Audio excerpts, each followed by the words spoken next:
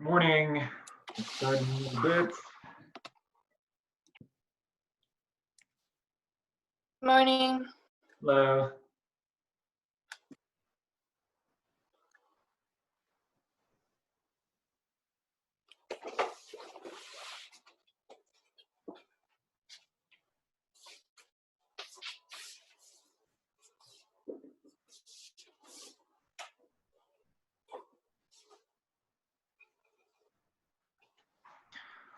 Let's start in just another minute.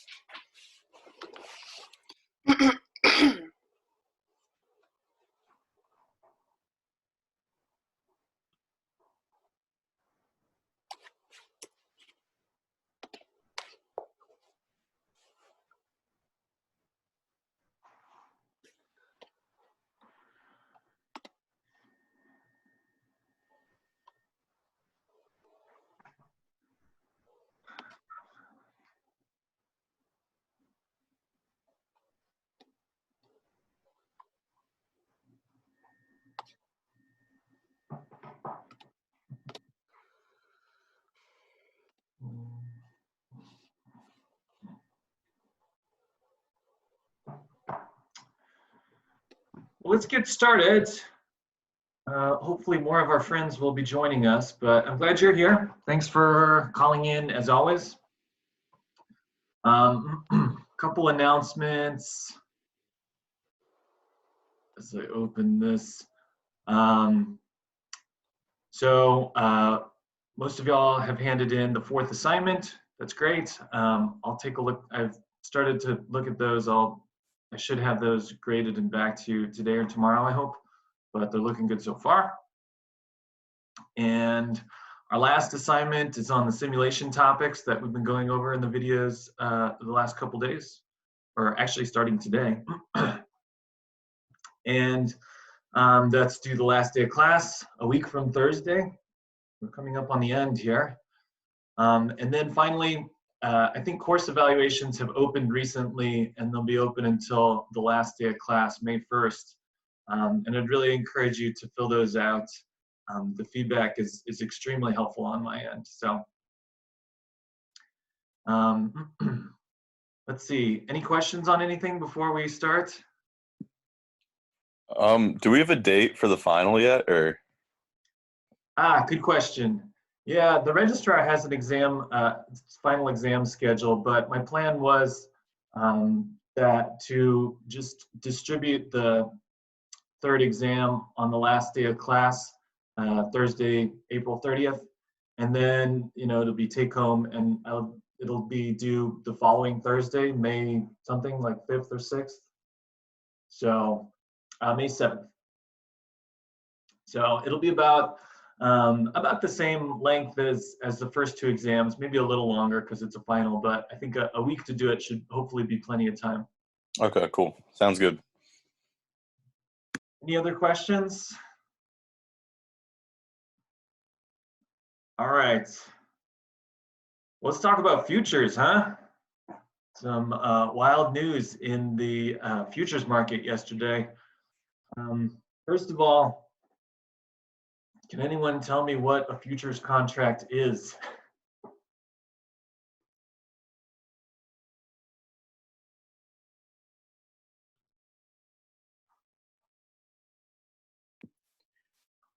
My understanding is it's just like a contract between like a buyer and seller, and they kind of have an agreement to purchase, or the buyer has an agreement to like purchase it or sell it at a specific time in the future for like a certain price. That's right. Yeah, it's like so a futures contract between a buyer and seller. Futures are all listed on an exchange, so it goes through an exchange, and the exchange kind of sets like standardized terms for the contracts. And yeah, so it's a way to, well, for oil, it's a way to like speculate about whether the price of oil is going to go up or down. And then it's also a way to hedge. So let's see. Let me try to share my screen and draw a little futures diagram, crude and rudimentary. Actually, first let's pull up the price of the oil futures contract. It's hard to find, but here's a crude oil future contract expiring of May 2020. This is the one that went negative yesterday. So right now it's trading at 1 cent. And if we look, it had been maybe around $20 last week. And then yesterday it went negative. So if you bought an oil futures contract, right? If you agreed to buy oil at some specified date in May,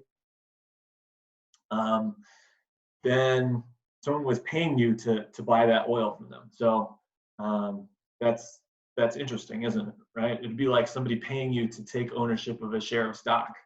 Doesn't usually happen. So our job is to figure out why it did.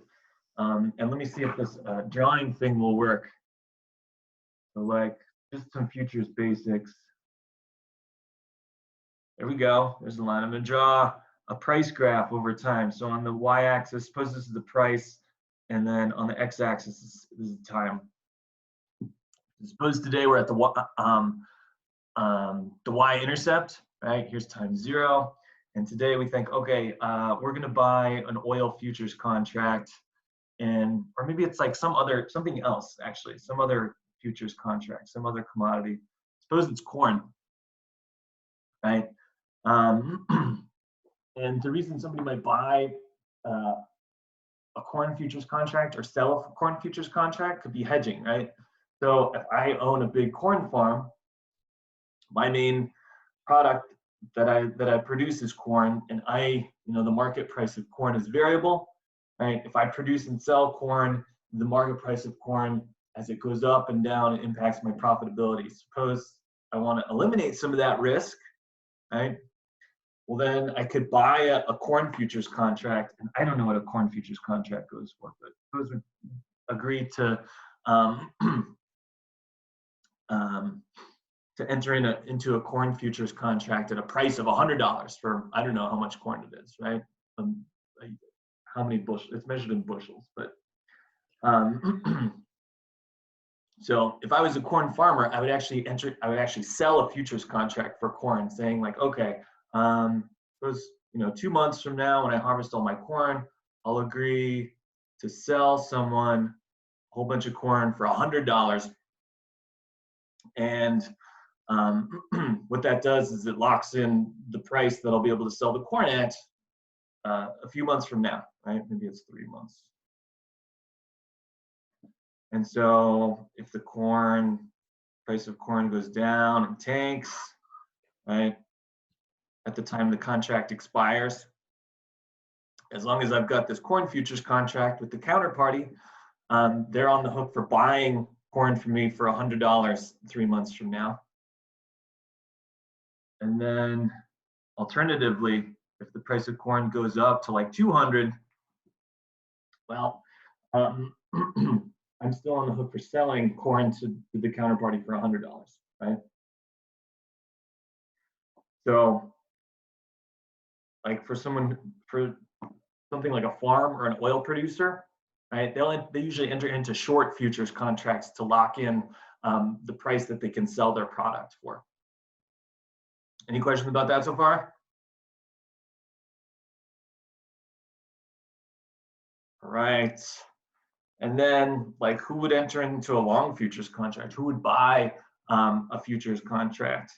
In our corn example, someone who uses corn as an input into their production process, like a mill or like a food producing company, they would buy a corn futures contract to hedge, to eliminate price uncertainty, right? So suppose we use corn in our production process. Suppose we make, I don't know, cornmeal and cornbread. We have a company, Jiffy cornbread. They make, Jiffy, those blue boxes of cornbread. Jiffy buys a ton of corn, I'm sure. And as the market price of corn fluctuates, the cost of their product fluctuates as well. So to eliminate that cost uncertainty, they could say, okay, we'll agree to buy corn 3 months in the future at a specified price of $100. Right? In the event the price of corn tanks, they still pay $100 for corn. In the event the price of corn skyrockets, they still pay $100 for corn.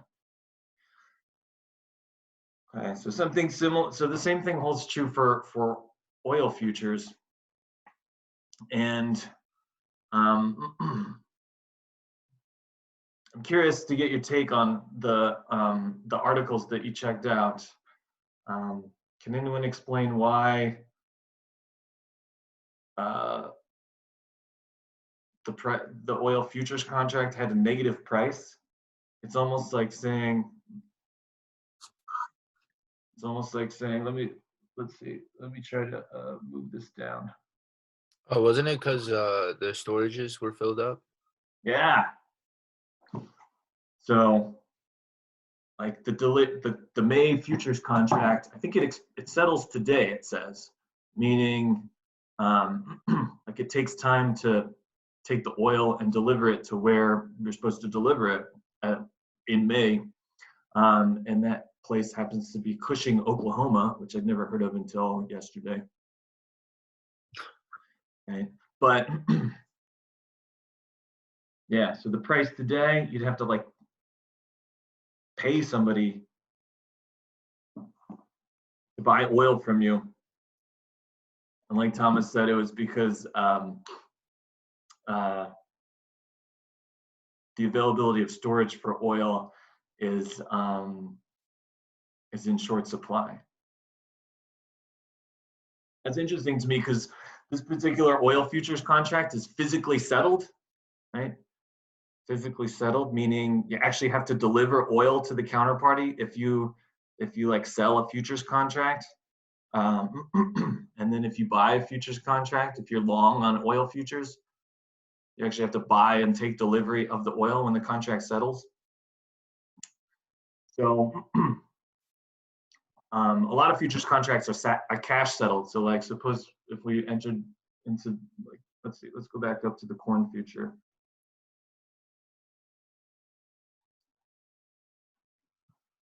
All right, suppose we entered into a contract to buy $100 worth of corn. We had a long futures position in corn. And suppose the price of corn declined to something like $90 at the time that the contract was supposed to be settled, right? So we agreed to buy something, or actually suppose the price went up, right? Suppose we made money on this. So we buy a futures contract, we agree to buy $100 worth of corn in 3 months, and then 3 months from now, the price of corn is, suppose it's like 120, yeah? So the price of corn has increased to 120 after 3 months, right? So a lot of futures are cash settled in that if the ending price is 120 and we agreed to buy for 100, the counterparty would just pay us $20 in cash, right? Because it's like taking, if you take a long futures position, it's like buying a share of stock for $100, right? I'll buy something at 100, and then when the contract expires, it's worth 120, so I made $20. So cash settled futures, you can just say, okay, well, whatever the difference between the spot price and the futures price is when the contract settles or expires, you just give me that much cash. But this particular futures contract is always physically settled, meaning you have to deliver oil. So so people are paying to have their oil bought from them, like a negative price for oil. And does anybody have any questions about that? Doesn't seem normal, does it? This is the first time that it's happened, right? At least with oil. First time ever, yeah. I think there used to be a rule on the futures exchange that the futures price had to be positive. It had a lower bound of like 0 or 1/100th of a cent. But a few years back, they allowed prices to go negative. And this is the first time it's actually happened, yeah. So, a couple questions. Um, is there a way we can make money on this? Can you short futures? Am I not thinking of that right? Or I mean, maybe you wouldn't short it. I guess you could just. They should be going up, right? I mean, they can't stay negative. At some point, people are going to stop social distancing and start going out, and there's going to be a higher demand for oil, right? Yeah, I hope so. And even if not, oil companies aren't just going to keep pumping oil and then paying people to take it from them. Eventually, I mean, oil companies would eventually go bankrupt if that were the case too. So, answer the first question. Yeah, you could definitely take a short futures position, and actually, in order for the market to work, people have to so every time someone buys a futures contract, takes a long futures position, someone else is selling a futures contract, right? They'll all agree to sell you oil at some point in the future, right? So can we make money on a negative? Let's see how the price is going here. Well, it's not, this one's not really updating in real time. It says it's a delayed price. But I feel like folks that have the capacity, if you have oil storage capacity in Cushing, Oklahoma, then you can make a ton of money right now, right? Because someone will pay you. Yesterday, someone would pay you to take their oil.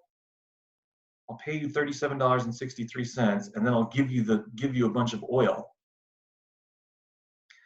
And then if you can sell that oil for some positive price, like if the market price of oil is about $20, so you just bought it at the spot price, if you sold oil today to somebody, well, I was paid $37.63 a barrel for oil to take ownership of it because I had storage capacity for it. And then if I can turn around and sell that for $20 more a barrel, that's like $57.63 of profit. So if we've got storage capacity in Cushing, Oklahoma, I feel like you could make some money now. Any other ideas about it? What's that, Sean? I was gonna say, I heard it can even even in the near future, go up to $16. So I mean, it seems like you said, I mean, if the demand, like you just said too, Victoria, if the demand ends up going up, which it will eventually, then you can make some pretty sweet profits. Yeah.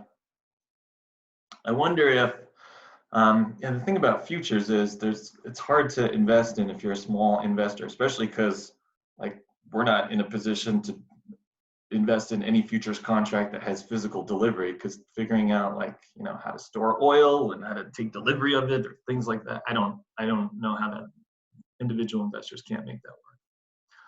So, but I'm tempted to invest in some sort of oil ETF that might be able to take advantage of this, but I probably won't put actual money behind it.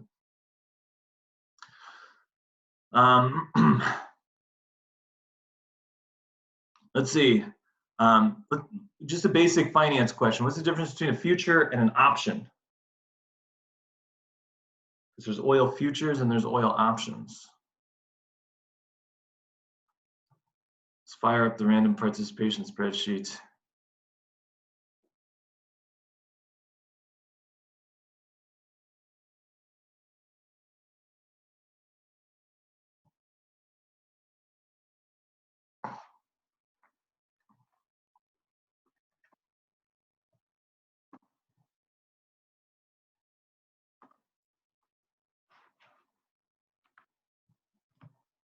I think I know what the difference is.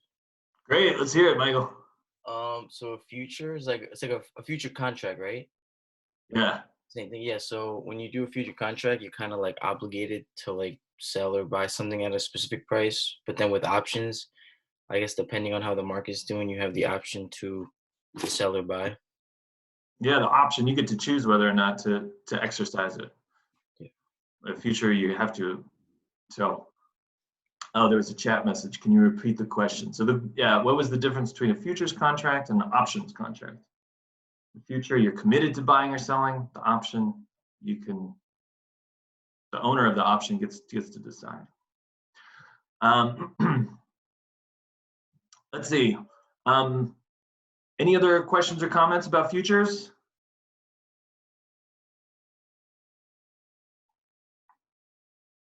When they're functioning normally, like buying a futures contract is like taking a long position in whatever you're agreeing to buy, right? If I take a long position in oil futures, if I buy an oil future contract, I make money when the price of oil goes up, and then I lose money when the price of oil goes down. But these market dislocations that the news is talking about kind of highlight some sensitivities in when, like, you know, these financial instruments meet like the actual physical settlement that's required by some of these contracts. So, and I find a lot of the news headlines to be really misleading, saying, oh, the price of oil is negative, and that's not really true. The spot price is still positive, but this particular futures contract that's expiring soon has a negative price. But I just found a good Financial Times article. I was hoping to find a good Wall Street Journal article because I love the Wall Street Journal. But this one, I'll post a link to this Financial Times article about how the futures market for oils, the things that have happened over the last 24 hours. If you find a good article, feel free to send it to me. But back to this other, let's see, back to the things that are going on in the class right now on the syllabus. Thanks for the talk about futures. Any questions on simulation so far?